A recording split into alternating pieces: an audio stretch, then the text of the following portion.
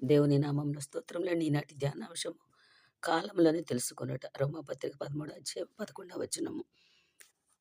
మరియు మీరు కాలమునెరిగి నిద్ర మేలుకొను వేళ అయినదని తెలుసుకొని అలాగు చేయుడి. మనము విశ్వాసులమైనప్పటికంటే ఇప్పుడు రక్షణ మనకు మరీ సమీపముగా ఉన్నది. రాత్రి చాలా గడిచి పగలు సమీపంగా ఉన్నది కనుక మనం అంధకార క్రియలు విసర్జించి తేజో సంబంధమైన యుద్ధోపకరణములను ధరించుకుందుము. దైవజనుడైన పౌలు ఆత్మావేశముతో వ్రాసినటువంటి బహుకీలకమైనటువంటి కడవరి కాల సందేశం ఇది. దేవుని గ్రంథంలో వ్రాయబడిన మాట ఏమిటంటే, మీరు కాలముల నెరిగి నిద్ర మేలుకొని వేళ అయినదని తెలుసుకొని అలాగు చేయుడి.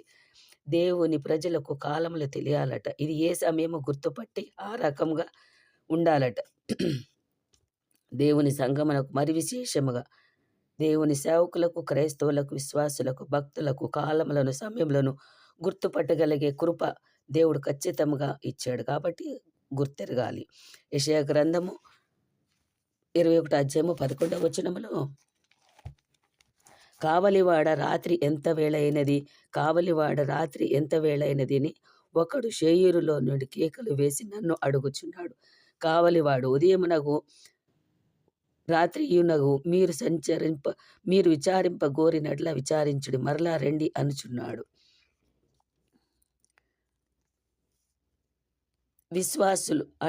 విశ్వాసులు, భక్తులు, దైవ సేవకుని యొక్క స్థాయిని, బాధ్యతను దేవుని వాక్యము తేటపరచుచున్నది. మనము కాలములను, సమయములు ఎరిగిన వారమే, ఆ ప్రకారంగా చేయవలసిన వారమే. దేవుని వాక్యం మనను హెచ్చరిక చేస్తుంది. మన అందరికీ ఖచ్చితముగా, తేటగా, నిస్పష్టముగా పరిశుద్ధ గ్రంథంలో వ్రాయబడిన మాటలు. ఈనాడు మనకు ఎన్నో విషయాలు తెలిసినని, ఎన్నో విషయములలో పరిపూర్ణ పట్టు ఉన్నదని బాధలాడుకుంటున్నామే కానీ పోట్లాడుకుంటున్నాము.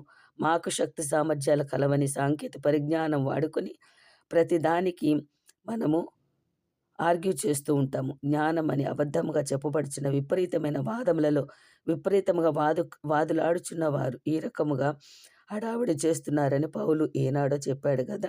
కానీ ఒక భక్తుడు అంటాడు, గగనాన్ని నీవే కెల్చావు, సాగర లోతులను కూడా కొలిచావు, ఆయన ఆత్మ సంగతులను ఎరుగొకున్నావు, క్రైస్తవ సంగమా అని ఒక భక్తుడు వ్రాశాడు.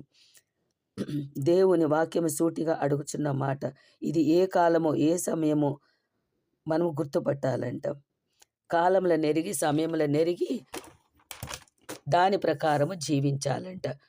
మీరు కాలములను నెరిగి నిద్ర మేల్కొని వేళ అయ్యిందని తెలుసుకునమని దేవుని వాక్యం బహుతేటగా మాట్లాడుచున్నది. చాలామంది ఇంకా నిద్రపోతున్నారట. చాలామంది బద్ధకంగా పడకల మీద ఉన్నారంట. అది మనమన్న మాటలు కాదండి. రోమాపత్రిక 13 అధ్యాయం 11 వచనంలో ఉన్నది కదా. చాలామంది ఇంకా కొంచెం నిద్ర, మరి కొంచెం ముసుగు అంటున్నారట. చాలామంది ఇంకా అమర్యాదగా ఉంటున్నారంట. అంటే ఇంకా రాత్రిపూట వస్త్రముల మీదే ఉన్నారట. ఇది ఇంకా పడకల మీదే ఉన్న కాలము కాదు, నిద్రపోయే కాలము కాదు, అమర్యాదగా ఉండే కాలం కాదు, విశ్రాంతి తీసుకునే కాలం కాదు. రాత్రి చాలా గడిచి పగలు అతి సమీపంగా ఉన్నదని దేవుని వాక్యము పిలుపునిస్తుంది. దూసుకొస్తున్న దేవుని మాట ఇది. ఇది ఏ కాలమో ఏ సమయమో గుర్తుపట్టి ఆ ప్రకారము మనము చేయకపోతే, మనము జీవించకపోతే చాలా నష్టపోతాము. ఒకవేళ నష్టము నిత్యం ఉండవచ్చు, తిరిగి పూడ్చుకునే అవకాశం ఉండవచ్చు, లేకపోవచ్చు.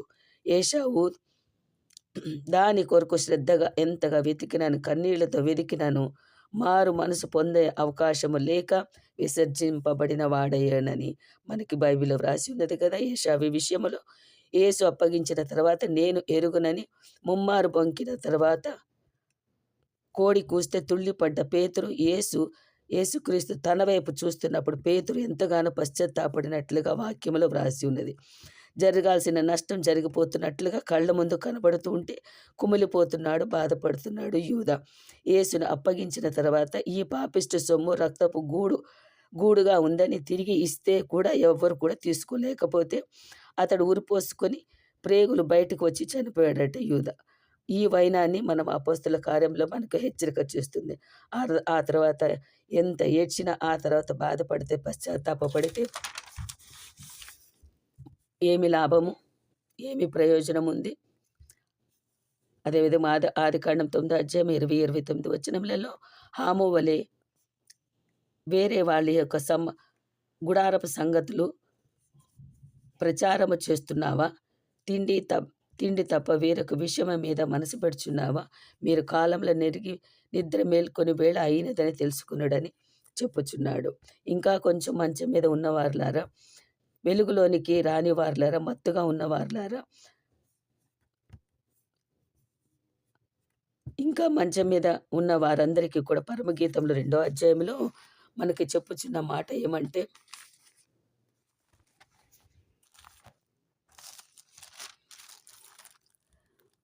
దేశమంతటా పూలు పూసి ఉన్నవి, పిట్టలు కోలాహలం చేయు కాలం వచ్చెను, పావుర స్వరము మన దేశమునకు వినబడుచున్నది, అంజూరపు కాయలు పక్వ మగుచున్నాయి, ద్రాక్ష చెట్టు పూత పట్టి సువాసననిచ్చుచున్నవి అని మేల్కొల్పుతున్నాడు కదా.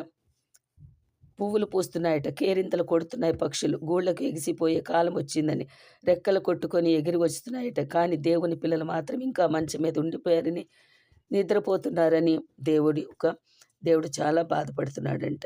పరమగీతంలో 2వ అధ్యాయము 8వ వచనంలో కూడా, ఆలకించుడి, నా ప్రియుని స్వరం వినబడుచును, ఇదిగో అతడు వచ్చుచున్నాడు, గంతులు వేయచు కొండల మీద నుండి ఎగసి దాటుచు మెట్టల మీద నుండి అతడు వచ్చుచున్నాడు.